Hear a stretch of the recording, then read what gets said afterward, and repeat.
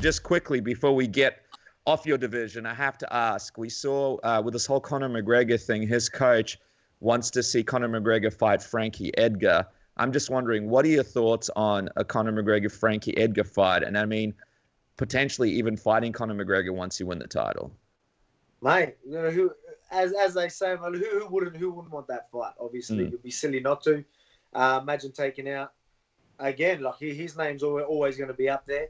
Take him out as well. Then you know what I mean. And again, I'm talking about being the pound for pound number one, best featherweight of all time. The only people that people can even question. If I take them all out, that's it. I'm the man. So, but I mean, obviously, we're talking money if you take fights like that. So, I wouldn't argue with that. Frankie and Conor, I've seen that as well. Seen John talking about that. I don't know. We'll see how many. Mate, I think he's just trying to. Do you think Conor could get past Frankie at this point? Could he? Yeah. I think he can. But I mean, Frankie's no easy fight for anyone.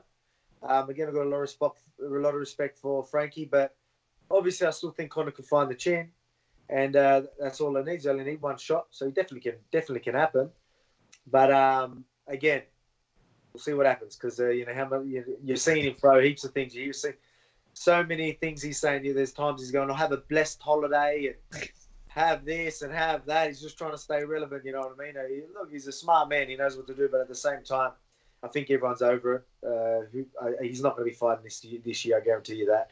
I know he's talking about definitely. Some people have been talking about him fighting before the year's out, but that's definitely not happening. But I mean, hey, let him fight someone.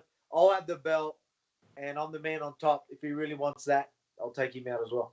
But you know what the funny thing is, like you mentioned that he said, have a blessed holiday, and he's sort of talking about a lot of fighters. I don't think he's really ever mentioned you. Like, you haven't really been on his radar. He's sort of, I don't think you'd be looking forward to it, but I imagine UFC 245, when you win the title, there'll be a lot more, he'll start tweeting and social mediaing you, and he's sort of prepared for that whole aspect of it.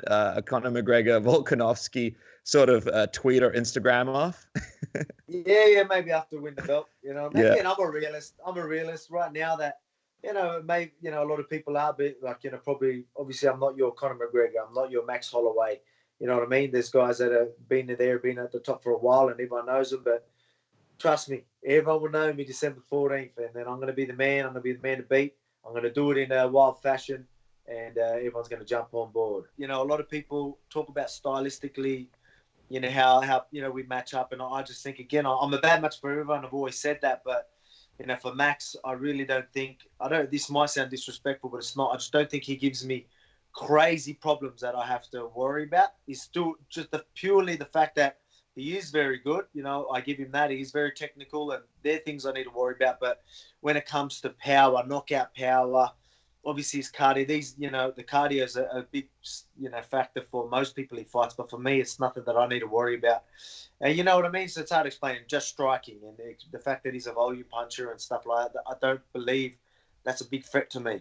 If he wants to punch in volumes, I'm going to be there swinging back, and swinging back heavy. And then I've got my shots there, you know what I mean? So it's just, I really do think this is going to be my fight, and I'm going to be pretty comfortable in there. And I just need to make sure I'm prepared for the worst. I'm going to be prepared that we're going for a 5-round war. But, he is obviously tough. He's got a good chin, but I reckon I'm stopping him.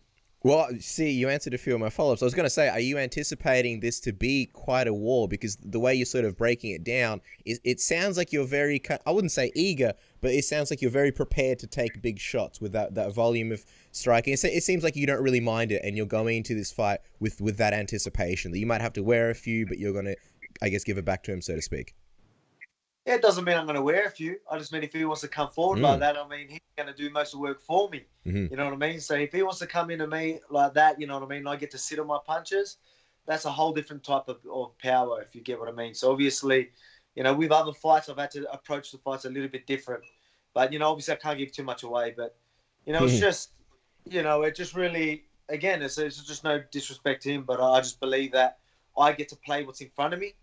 And I get to be a little bit more calm in there, and then just see what's there and rely on my power, rely on my strength. And obviously, there's going to be things that I'm going to be working on and stuff like that. But he don't need to know about that till it comes fight time.